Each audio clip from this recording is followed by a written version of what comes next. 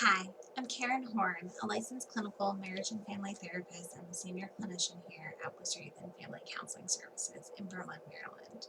I'm here today to continue our video series for helping people shine, as we've been doing for over a year now. Today, one of the topics I thought I would talk about, or the topic I thought I would talk about, is goodness of fit for therapy and a little bit more introduction into the idea of what therapy looks like and all the different options that are out there. So we know that this pandemic has led into a mental health crisis as well.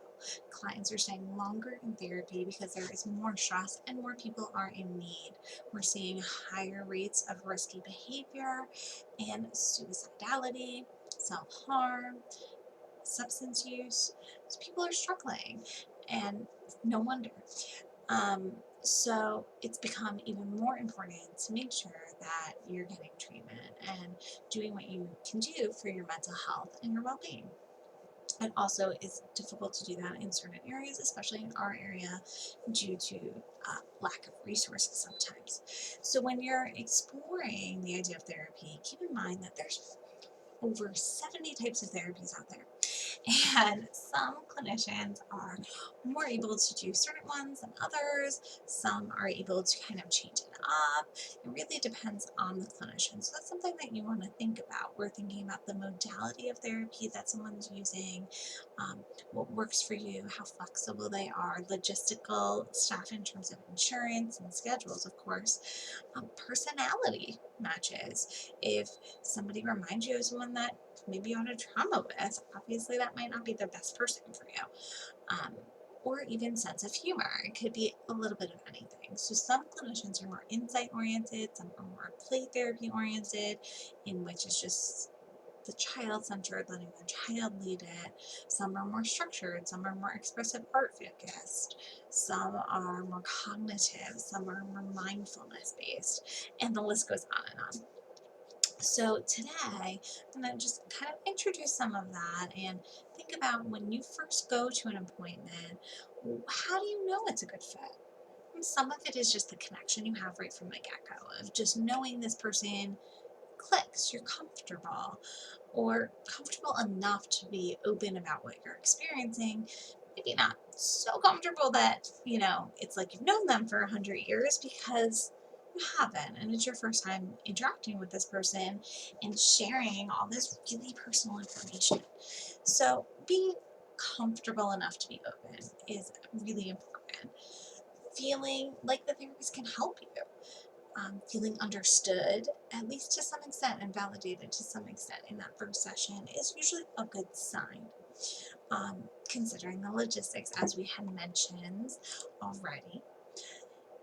And therapists will often consider things like the logistics as well, and their workload balance, making sure that they're able to meet your needs and see you at the frequency of which is safe and healthy for you, which is really important, and part of why there's so many wait lists right now. And of course, our ethical obligation to clients, appropriate boundaries, is important for you as the client to look for and for the therapist to look for.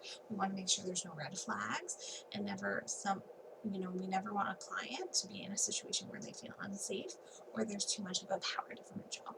So these are just some ideas and some things to consider for goodness of fit. Again, making sure you feel comfortable enough to be open, that the personality, the humor, the style of the person is something that fits for you, that the logistics work out for you, of course, and including frequency, things like that, and just feeling that confidence that this therapist can help you. Never be afraid to say, this isn't really working for me. If you like the therapist, but the style's not working, the modality's not working, that's something they can be flexible on. That's something that they can explore and change, and you guys can talk about. So never stop yourself if you're tempted to talk to a therapist about that, because we are here to help and we want to help and we're happy to help. So bring up any concerns that you have, and I know here we're all very open to that, and I think most therapists are. So yeah, anyway, I hope that this helps. Think about helps you to think about the goodness of it and how you can kind of start exploring that option of therapy if you choose to, or explore how to adjust what's already happening if that's what you choose to do as well. Again, remember, there's over 70 styles of therapy, so there's way more to explore than ever imagined. Anyway, hopefully this helps you shine. If you like our YouTube videos, feel free to subscribe. Thanks. Talk to you soon.